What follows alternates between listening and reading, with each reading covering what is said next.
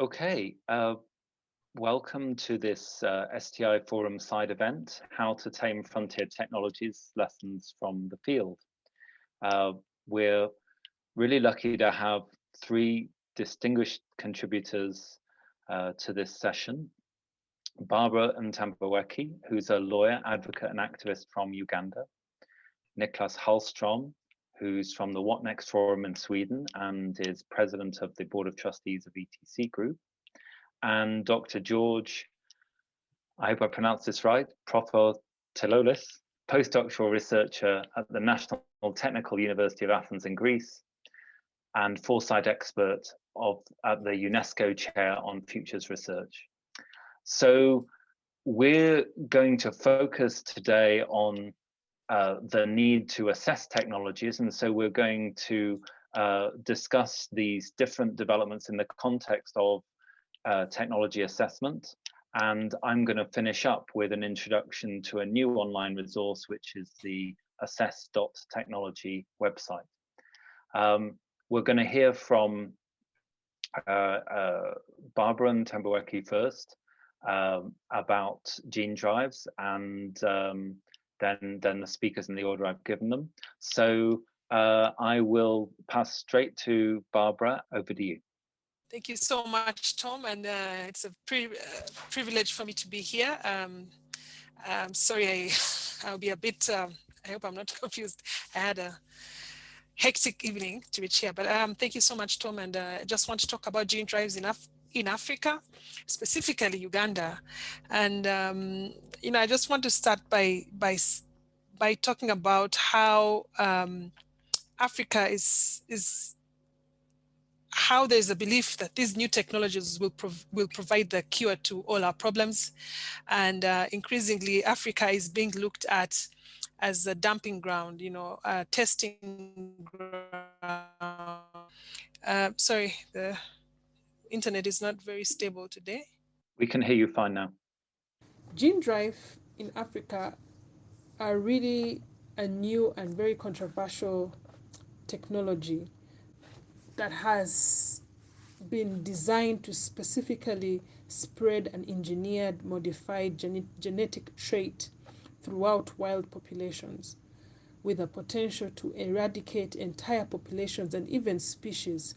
This is a self-propelling mechanism that makes a critical distinction from the first generation GM technology, crops and insects that have been developed to date. In Africa, as you all know, and elsewhere in the world, the development of gene drive technologies raises unprecedented biosafety, ethical, and socioeconomic concerns. International, regional, and national regulatory systems are currently unsuitable and inadequate in predicting and detecting risks and ensuring safety. There are several knowledge gaps as regards to the implications of gene drives for ecosystems, human health, showing that gene drives have the capacity to spread and persist in the environment, which raises very novel biosafety and socioeconomic concerns for both people and the biodiversity. A critical concern for most Africans regarding gene drives is the unprecedented challenges that concern risk assessment. For the very first time, we are faced with a genetic engineering technique that has the potential to affect ecology and health impacts. And for the very first time in Africa and elsewhere in the world, we have a genetic engineering technique that has the potential ecological health impacts that cannot adequately be assessed without first deploying it.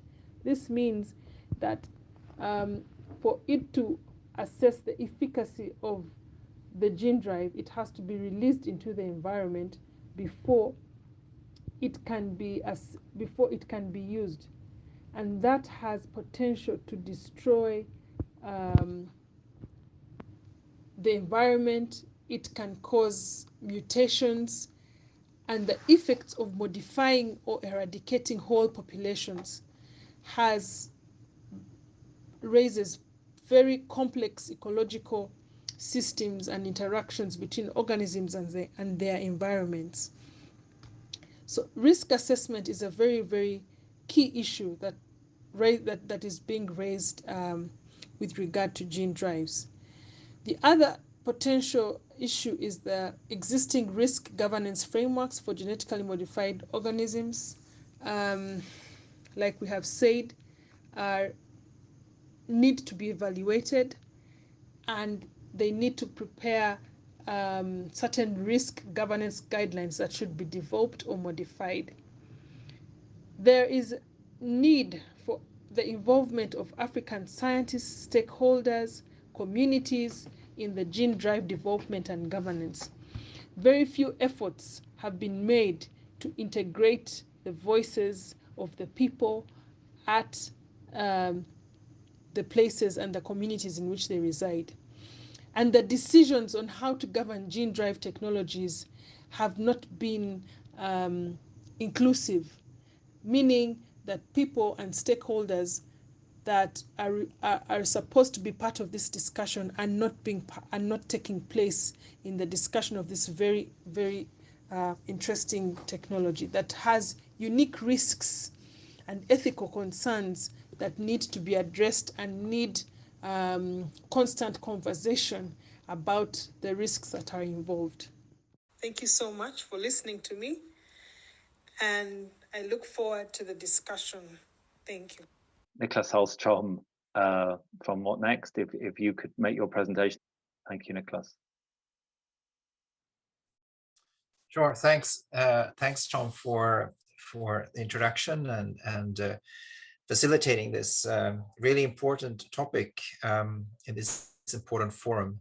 So I'm very pleased to be here.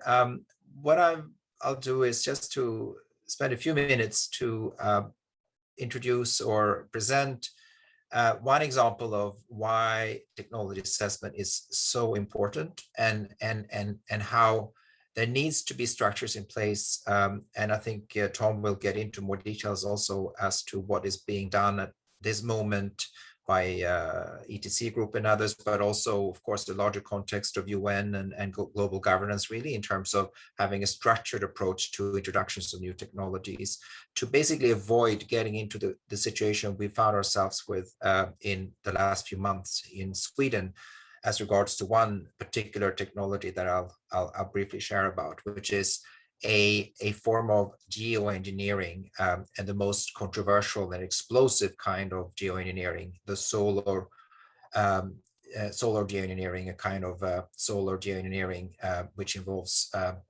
spraying particles into the stratosphere in order to deflect sunlight and thereby have a sort of mitigation effect, or not a mitigation effect, but an effect on countering climate change or global warming. So what happened here is, or what we're talking about here is a technology that, just to give you a sense of the technology as such for a few minutes as to kind of how this took shape in Sweden over the last few months. This technology, SRM, solar radiation management or solar radiation modification, has different names. It's basically the idea that we have global warming, global heating. It's a drastic situation. We all know that. What can we do about it? Obviously, the key thing is to stop emitting and worsening the problem. We need to go to 100% renewable energy and zero emissions, real zero emissions immediately, and in an equitable and just transition way. Then we have geoengineering propositions as technofix, mega technofix approaches to deal with this problem in addition. And of course, that is one of the key issues we're fighting here, what's called moral hazard. When these kinds of proposals for major technofix solutions at a planetary scale starts to become a distraction, when they start to deflect attention from the real agenda, when they start to sort of occupy our minds and decision makers' minds and giving corporations and others a pretext for continuing or at least slowing down the radical change we need because of the lure of these new technologies that might save us, supposedly. And when it comes to geoengineering, I think you probably know there is two major kinds. One is to find ways of sucking up carbon dioxide, and the other is to really not even deal with that. It's just to deflect sunlight as a sort of temporary approach to, in the moment, lessen the heating. It's just masking the heating that is in the atmosphere from our pollution. And solar radiation management in the form of stratospheric aerosol injection, which is basically, as it sounds, emitting particles high up into the stratosphere, where there's no clouds, and they supposedly stay up there for a year or so before falling down slowly. These small particles would have the effect of what's often referred to a volcano eruption, where you get so much pollution in the sky, basically, that some of the sunlight is not reaching the earth, and you get a bit of a cooler temperature. And that we know does happen. It does work. But what is happening here with the idea of solar radiation management is that you would do this intentionally and continuously through release from aeroplanes, for example, for not only temporarily, but for even years, hundreds of years, even thousands of years, because once you've started, you basically have to continue. That's one of the key sort of real existential threat dimensions to this technology. If you start, you might have to continue, because if you stop, you get a termination shock. The particles fall to the ground within a year. The loaded warming that you've been masking is now there and not sheltered, and you get the effect that pollution has, and you might get a spike in temperature of several degrees in very, very short time, which is like a bomb. It will rip ecosystems apart and societies coming along with them. So that means that you cannot risk doing that, and you will have to continue. But of course, the problem of so many particles in the air that it really has an effect on the climate would not be uniformly kind of scaling back to some kind of normality. It's the opposite. You disturb an already disturbed system. You have regional implications, changing weather patterns, monsoons, rainfalls, storms. You risk also, of course, countries starting to fight wars, because some might benefit and others not, or they might disagree on whether to continue or not, or whether termination shock is worse or better than other catastrophes. And you're in a mess where whatever you do, you're basically doomed into a very, very dangerous situation. And on top of that, you have other issues around, of course, the fact that you need to have maybe a governance system that can ensure the continuation of this forever, which speaks to perhaps very authoritarian regimes that can justify this and ensure this technology. It's a very massive kind of intervention, and there's much to say about this, and that's not the purpose maybe for now, but just to say that this is a technology that is obviously very, very controversial, very explosive. It's not been in any way agreed. Quite the opposite. There is a CBD moratorium in place, recognizing the dangers of introduction of such a technology, and even real life research of the technology. It's really a very extreme kind of technology. And what we saw here now in the last few months in Sweden was a very surprising kind of move, where it was announced out of the blue that experiments would take place on SRM, this kind of technology, to advance technology development, to advance supposedly scientific understanding of what this might do to the stratosphere by flying a stratospheric balloon. And this experiment was called ScopeX. It's been around for some time. They've tried to do this before in the US, but not been able to do that, partly after resistance from indigenous peoples and other oppositions from civil society, but also I think because there was problems with the balloon itself. And they found this place in Sweden, which is a Swedish space corporation, which is very good at flying stratospheric balloons for various kinds of experiments. And the idea was to do the first release of particles into the stratosphere to do research around this technology. And this has never been done really in this way before. And it would be a very decisive move, crossing some very decisive boundaries in terms of real world experimentation. And what happened here is that there was no consultation. There was no prior informed consent from anyone. This is on Sami indigenous territories in the north of Sweden, where this Space Corporation Center is located, and where the balloon flight would be taking care, where it would happen. And neither the Sami people nor the Swedish government nor Swedish government agencies or civil society or research even communities in Sweden were involved or informed. There was an announcement in media and on this website of the project that this would take place this coming summer, this year in Sweden.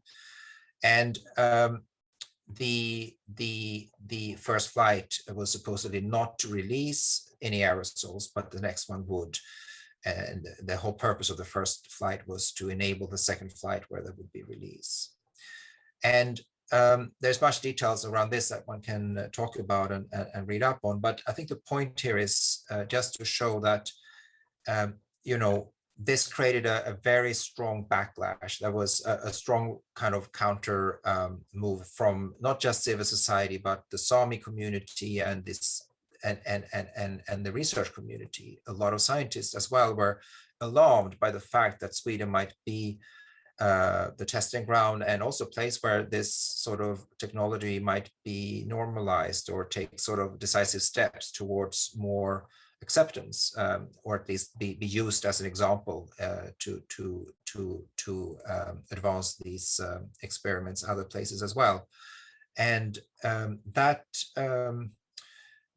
resulted after a few months in the Space Corporation deciding not to do the flight. They canceled the flight. They said and recognized that this is much more controversial than we had understood.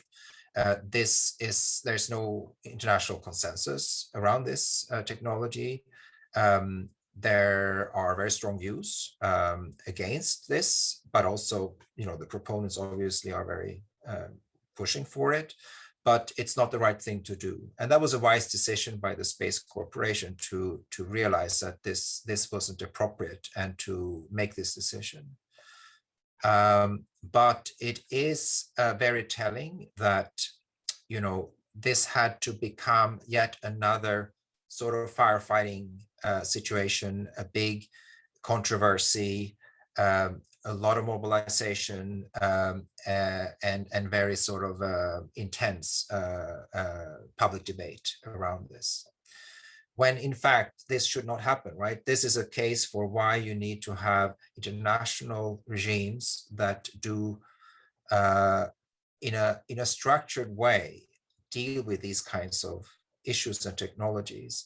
And the point that was made also by, for example, the Sami Council, who took a very strong position against this experimentation and mobilized together with civil society and researchers in Sweden, was to say that a technology that has such global reach, such potentially devastating negative implications that are inherently unpredictable, uncontrollable, and where the whole Earth is really the testing ground, can only be, you know, we cannot accept that unless there is truly global consensus around this. And that's hard to attain, but that also speaks to why we shouldn't really do this. And they were very clear too that this is not just because it's happening in Sweden. We were alerted. They were alerted by the fact that it was knocking on the door and took action. But, you know, the sensible reaction would have been the same or should be the same wherever this happens, because it's you know, it's a global implication. It affects everyone. So that's I think the take home kind of message here, that these kinds of technologies with such implications and also irreversibility, you know, they ought to be dealt with in a way where we have a very clear, thorough process which involves everyone, and where there's veto when there are such kinds of concerns and risks that are,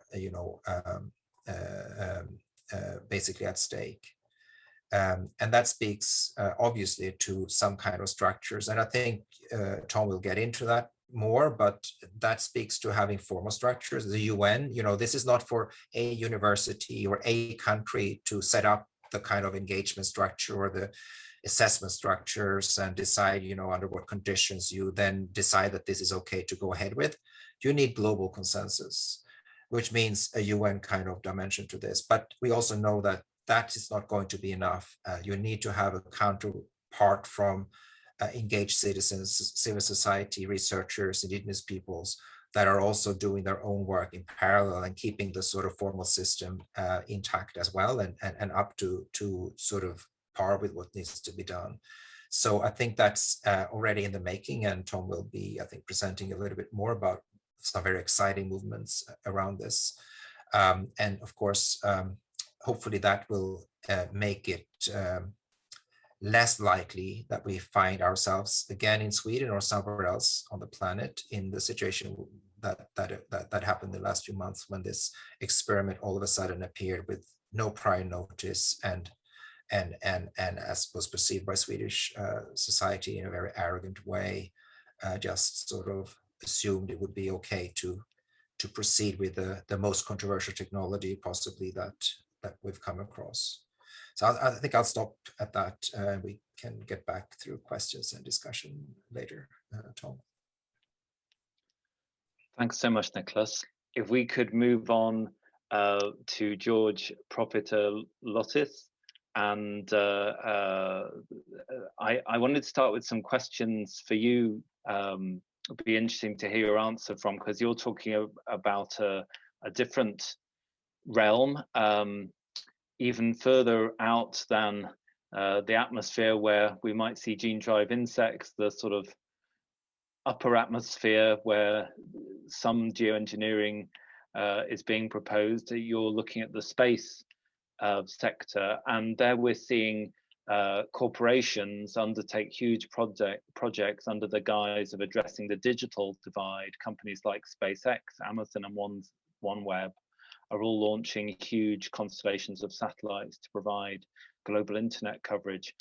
However, these big, whatever we call them, digital platforms, mega constellations, pose big risks to things that are currently in space due to potential collisions in orbit.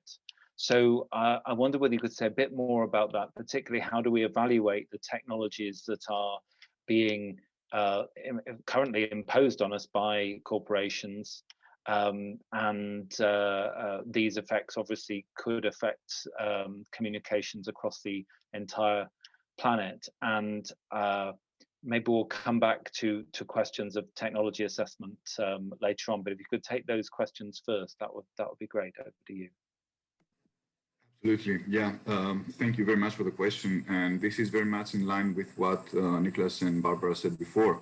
So this kind of emerging or transformative technologies, let's say, are very much a matter of value, more a matter of value than a matter of technological fix.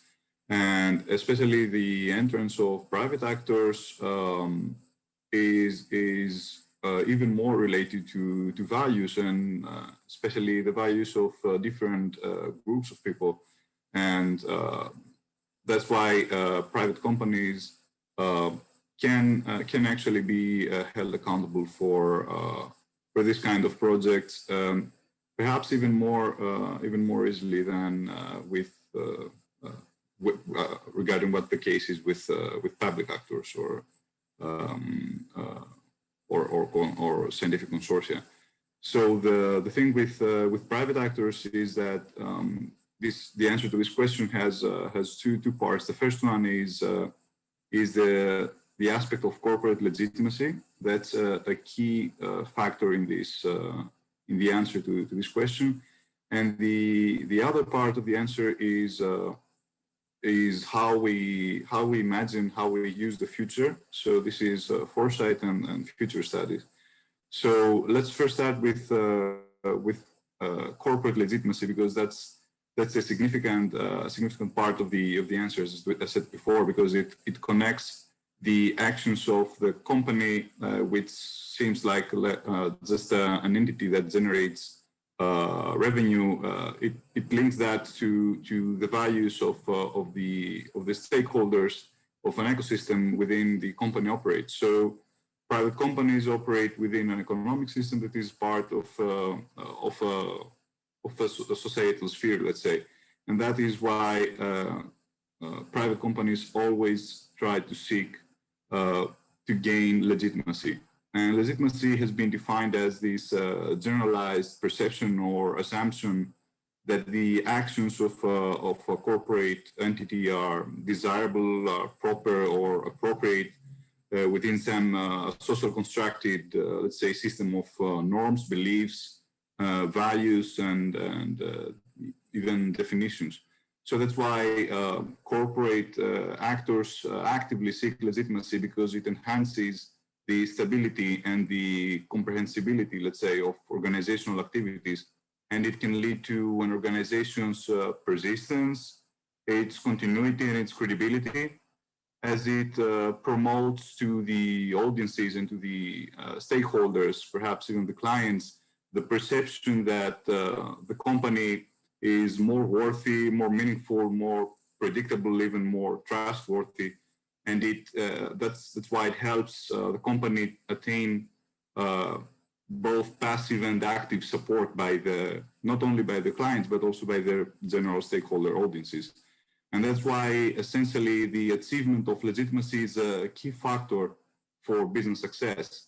And this is the link between the private companies' activities with the value of the values that represent the social groups within the society that the company operates. So if we take this part of the equation aside and then get to the other part of the answer, that is futures and foresight, we can start gaining a clearer picture of what can be done with technology assessment with private actors. So future studies is actually an interdisciplinary field of studying how people use and why people use the future. And in future studies, the future is not singular and it is not imposed. The future is used in the term of futures in plural. That's because the future appears in the minds of people as images of the future, perhaps visions of preferable, of desirable futures, or of futures that are not desirable at all. So all futures-related topics, like the deployment of mega constellations or of other very disruptive technologies, let's say, like climate engineering or gene drive, all these kind of technologies are actually manifestations, let's say, of desirable futures of some actor that actually has the power to enforce their vision and make it a reality. And that's why future studies always tries to have a participatory component, and it tries to bring multiple stakeholders into the table to discuss the potential benefits and costs of such a technological or even any other kind of intervention in an anticipatory manner. So it's in future studies respecting and discussing the values that are being held by multiple stakeholders is equally important to being able to imagine potential risks and costs that may arise from the deployment of a technology, and that is why a democratic and participatory approach is always advised in these kinds of projects, especially in projects that have never been attempted before, where the where the uncertainties are even larger, they cannot be represented in the form of a risk. Let's say there are like true Knightian uncertainties, let's say. And this is the case with major space projects as well. That there have never been projects of this magnitude in the past before. There is currently a growing body of literature that is trying to address and quantify the risks that could be posed by mega constellations, especially with respect to the generation of space debris that could pose a risk to the sustainability of the Earth's orbits, which are actually common property resources. The Earth's orbits are not excludable, and they are not infinite. They can be congested, and they can be rendered useless by the action of a couple of agents, let's say, that are not respecting the values of the people that have the right to enjoy the benefit of a clear orbit. So right now there is a growing body of literature.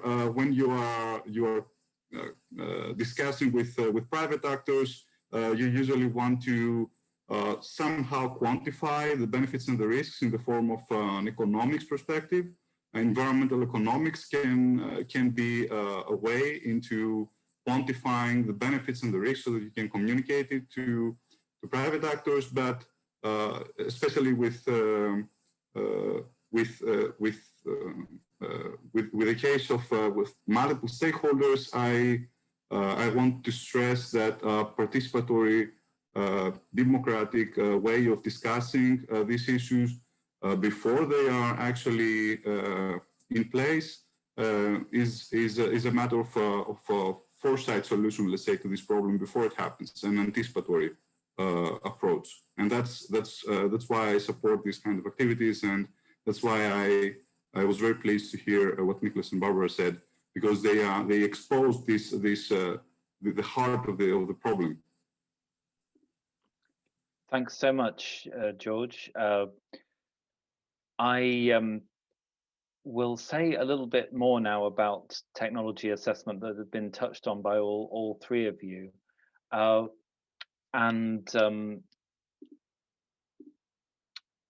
Yeah,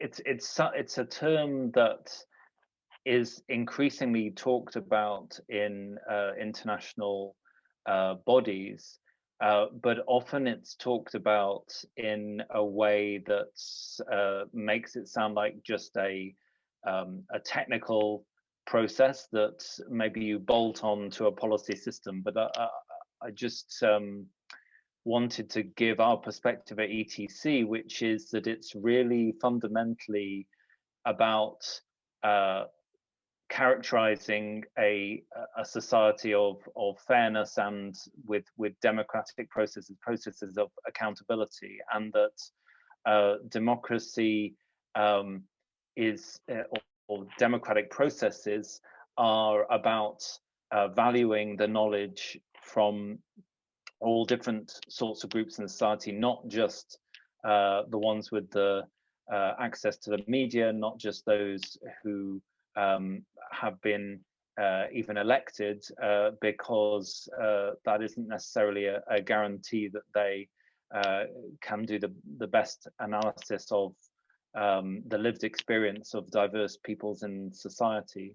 And it's often said of democracy that you can measure its quality by how it treats the minority, because although most democracies work by a system of majority, you know, the candidates win who get the majority. Actually, often democratic systems aren't very good at dealing with minorities, and often technologies affect big minorities in populations, and ones whose rights can be severely affected. I'm reminded, because we have you with us from Greece, George, of there are stories that actually when a very basic technology in today's terms was introduced in ancient Greece, the pulley, the system of pulleys, that there was some opposition to that by the people who used to pull things without pulleys because you needed more of them. So there is a history that goes back. I think there are even older examples from India and Africa of these technologies and how they change society. But technologies at ETC, we see all technologies as potentially political. It doesn't mean they're automatically good or automatically bad, but they carry a politics with them, and they're sustained by systems of power and resources. So the technologies of the 20th century, I think, taught us some really powerful lessons about the need for technology assessment. I mean, I'm based in the UK, and here we are still seeing many thousands of deaths a year from a technology that was withdrawn, I think, getting on for half a century ago, of asbestos, which originally was a wonder material, and it would protect, it would be a cheap way of giving heat insulation and a fireproof material. But the lessons hadn't been learned from that when a technology that many of us, including people in the ETC group and its predecessor, RAFI, were warning would be dangerous, which was genetically engineered crops, now often called GM crops, genetically modified crops. They were promised, they came with promises to feed the world, and it would be as simple as growing these high yielding crops. And 20 years after many of us in ETC and other places called for technology assessment, we now see that they have not anything like created this transformation. In fact, chemical use has gone up, where GM crops have been grown in many cases. They have not led to more equality, to better access for food, and so there's an example of a sort of, within probably most participants on this session's lifetimes, that a real example of how technology assessment could have transformed debates. And now, as Niclas has pointed to, we have corporations pointing to these technologies as things that, in a sense, mean we don't have to worry about climate change because these technologies could effectively undo the damage that's being done by burning fossil fuels. And so ETC absolutely sees the need for technology assessment. But in the meantime, unlike genetic engineering, that sadly went ahead in many parts of the world, not in Europe actually largely, but in many parts of the world, we are, have called for and have been part of movements that have successfully got international agreements that would prevent this taking place. But they, I guess, with some parallels to what you were describing, George, the ability to enforce these is somewhat limited. And I think what Niclas was pointing to about the Swedish situation is how close the experiment came to being carried out just this year in the summer season of Sweden. So I'll just briefly share this new resource that ETC and others have been working on with actually others who I see are in the session tonight. So this is the AfriTaps, sorry, the Assess Technology website, which I'll just bring up, and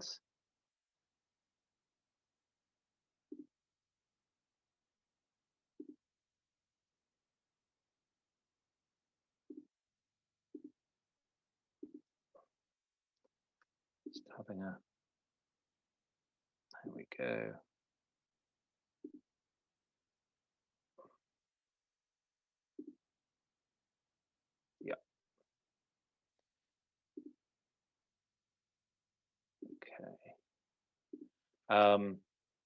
So this is an online resource, but what it does is not only describe the rationale behind technology assessment and a definition we find useful about technology as being something that is inherently political and carries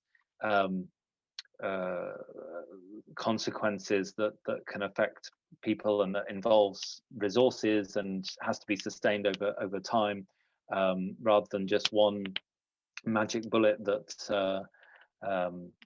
changes without any resources being involved, like a sort of eureka moment. We also go through why technology assessment is required and how is technology assessment carried out.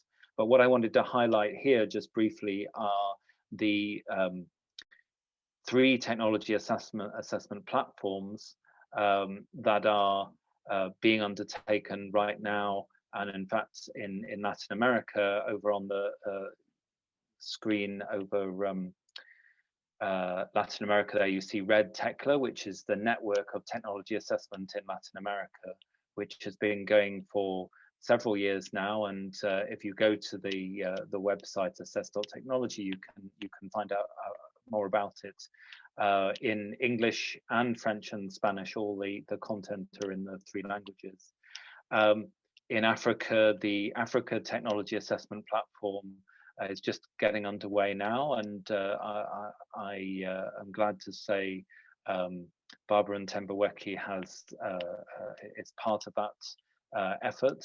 And in Asia Pacific, we have TAP, so the Technology Assessment Platform Asia Pacific, which is getting off the ground this year as well.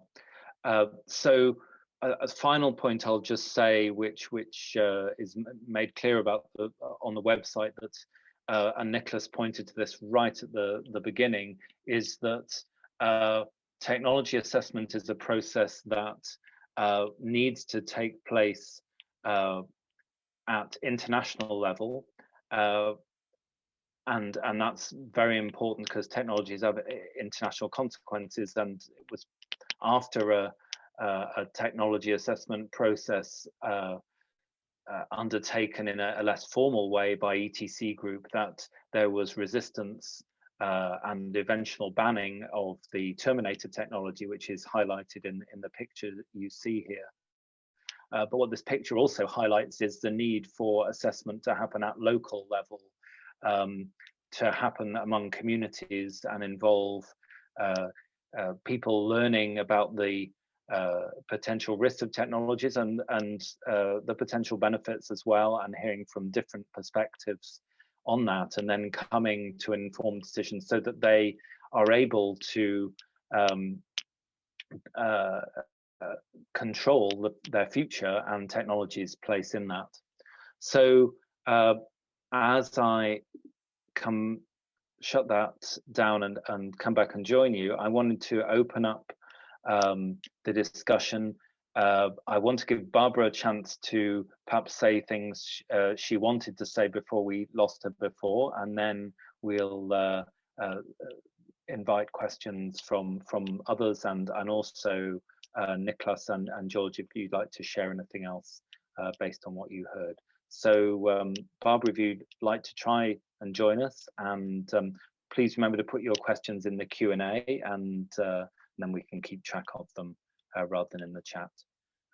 Thanks very much. Barbara, let's see if we can hear from you again.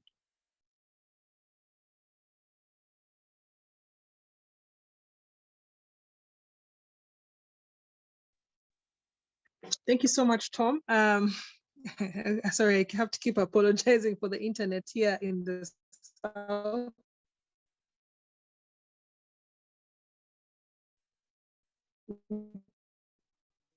Or Africa, for that matter. We think it's the work that is being done on the continent, I think has to be really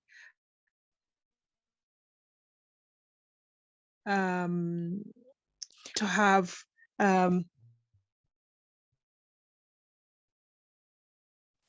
we really need to get a continent together speaking one voice against gene drives. And I'm glad that AfriTaps is giving the platform for us to discuss and strategize as a continent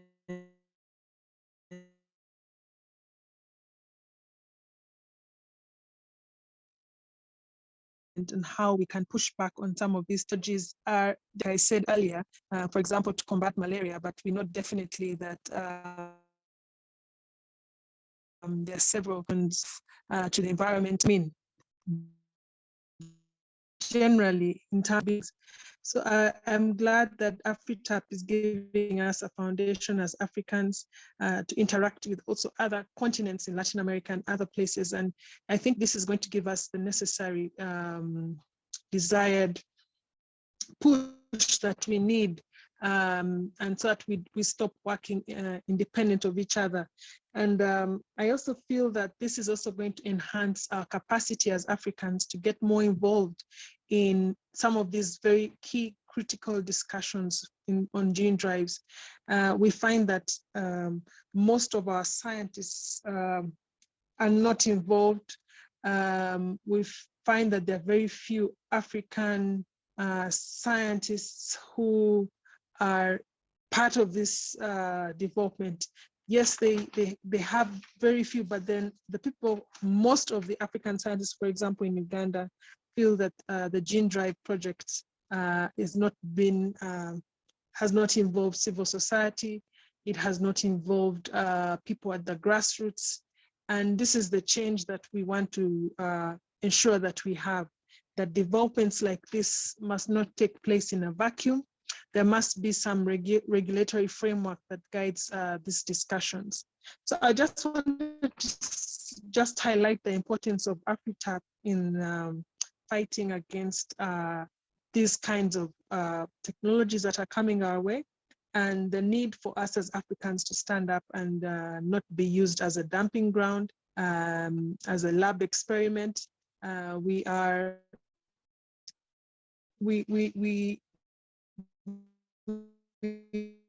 need to get more involved in the discussions and to use the media in every way possible. Great, thanks, Barbara. I think we got the vast majority of that. In the time we've got left, I wanted to allow people to ask questions, and we've already got one that has come in from Carmen Capriles, if I'm pronouncing that correctly.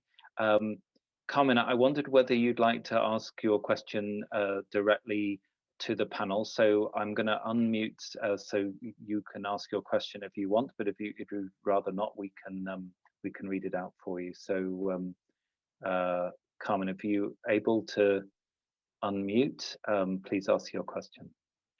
Hello. Oh, thank you. Well, I wanted to ask, what do you think the role of technology is going to be, especially in the protection of environmental and human rights defenders and of environment itself, now that the Escazú Agreement has been approved and has entered into force?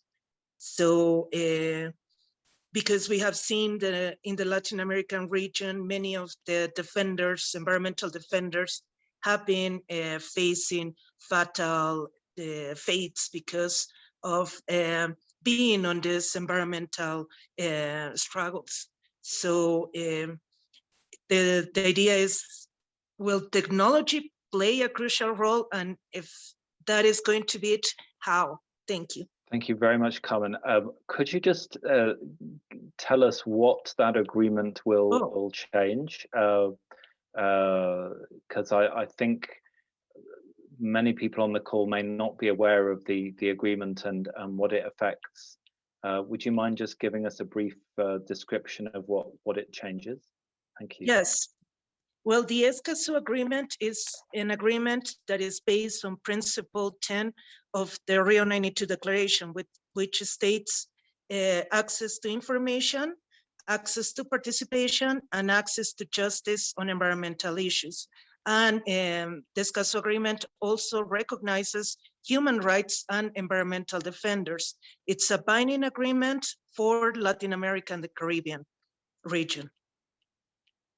And what it does is make information, environmental information public.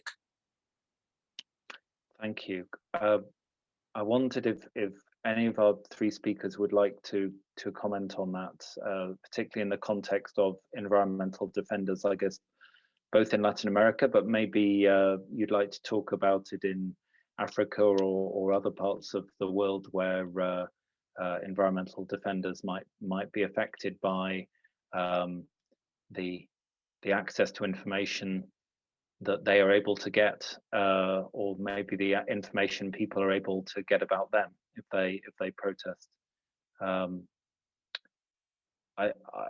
I'll just contribute one thing that strikes me, that something we haven't talked about directly in this discussion is the digitalization of communications and the use of digital identities, particularly in the face of the pandemic. In some countries, the pandemic has increased the amount of government surveillance that has happened, and in my own country of the UK, and I think in some African countries, there was a company which is now dissolved called Cambridge Analytica, which actually took people's details from Facebook and sold it to political bodies, and their privacy was violated, and it was used to shift political or to basically try and push democratic elections one way or the other. So I think in my reflection on your question is that in Latin America, where environmental defenders have been so brutally attacked on such a large scale, that actually these technologies might lead people who use the access they have to that information to be in greater danger if they use digital platforms. I mean, a technology assessment around surveillance technologies, which is definitely something that ETC and several other groups working internationally are looking into, such as in yesterday's webinar, we heard from IT for Change. Anita Gurumurthy talked about this directly. So I would direct you towards IT for Change, who are based in India, and but I'll open it. I mean, among other organisations, I'm sure they would have some interesting views on that, and some information you may find useful. Are there any other members of the panel want to comment on that question from Carmen Capriles? Niclas? I think that what you said was very useful, and I don't know the agreement really in detail, so it's hard to kind of comment more specifically. But I think your points, I agree with them, and yeah, I mean that is really a big part of, in terms of technology assessment and the sort of horizon scanning of what's happening. I think you know, it's hard to keep track on the fast-paced sort of evolution of these IT technologies, surveillance technologies, big data, and I mean we're all sort of seeing fragments of that in our everyday lives, you know, and you mentioned Facebook, Cambridge Analytica, etc. But you know, what's going on behind the scenes that we don't see is just huge, and it's all about information, right? So it plays in so many different ways, but I think that really merits that kind of technology assessment in a very sort of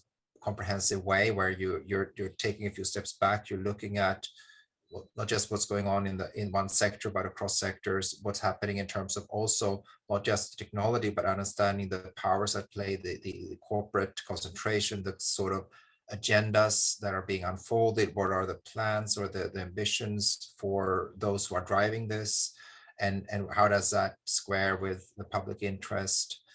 and so on and so forth. It's really that kind of, I mean, technology assessment, I think, there's different shapes of that, but it's clear that increasingly technologies cut across sectors, but also other technologies, and that kind of packaging and new reinventions and of course new products and new markets coming along with that is what sort of drives it. That's excitement, and that's a sort of hunger for not just profit, but it's a competition, it's a game, it's all of that.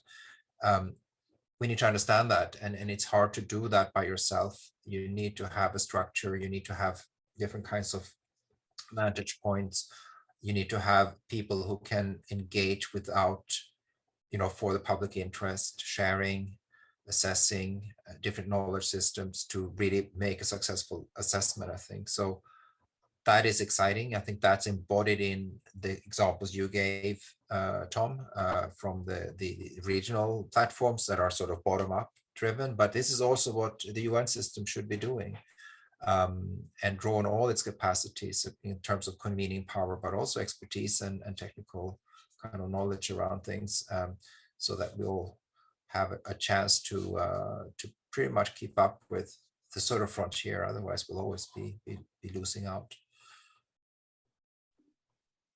Thanks, Niclas. Before I just give the other two speakers a chance to say any final words, I just saw that we'd actually had a comment from I think Laura Corona in Mexico, who's said, in Mexico we have a long history of disqualifying local knowledge and technologies, and this is reproduced through many research centers and the education system itself. In this context, and for a long time, drastic changes have been generated in people's way of life and diet. I just wondered if, Laura, you would like to add to that or turn that into a question, but it's completely up to you. I've allowed you to unmute if you'd like to expand on that. Laura, you can unmute if you want, or we can just leave your statement as it is. I think you just need to click on unmute now and we should be able to hear you.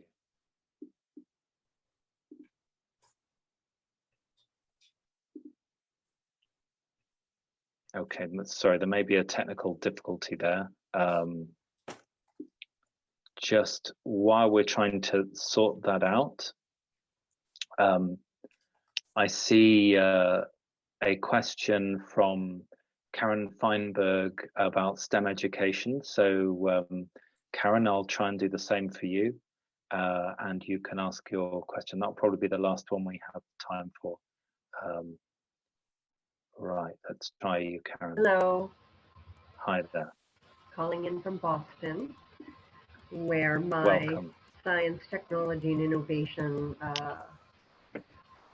brain was exposed, I guess. And at one point, I really started thinking about the implications of it, and I put some websites in the chat, Science, Technology, and Society, and it just, I think with STEM education, and I've been involved with STEM ed at the local level and at the UN level, at the global level, but I think that it's a missing piece because it's so tied in with jobs and training and profession that you're missing this point to help young people think critically about the implications of science technology. So I just wanted to hear your thoughts about that, and I think it's a critical missing piece, or critical absence, as they say in research. Great, thanks so much, Karen. So I'll give George, and I think we've lost Barbara for the minute. I'll give George a chance to speak, and if Barbara's managed to reconnect, we'll go to her before we close. Over to you, George. Yes, thank you. Yes, indeed. I think that from a future perspective, STEM education should be complemented with arts and humanities classes, because that's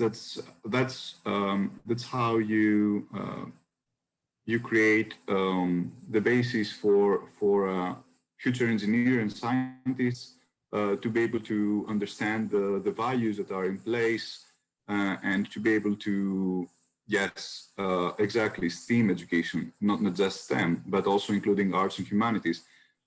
This is an issue that many universities in Greece are facing with engineers that do not have like an extensive arts and humanities training in parallel to their engineering or scientific training, and that is the reason why some university departments are trying to complement that with classes in philosophy and ethics and even aesthetics and perhaps even science and technology studies, sociology of science and technology.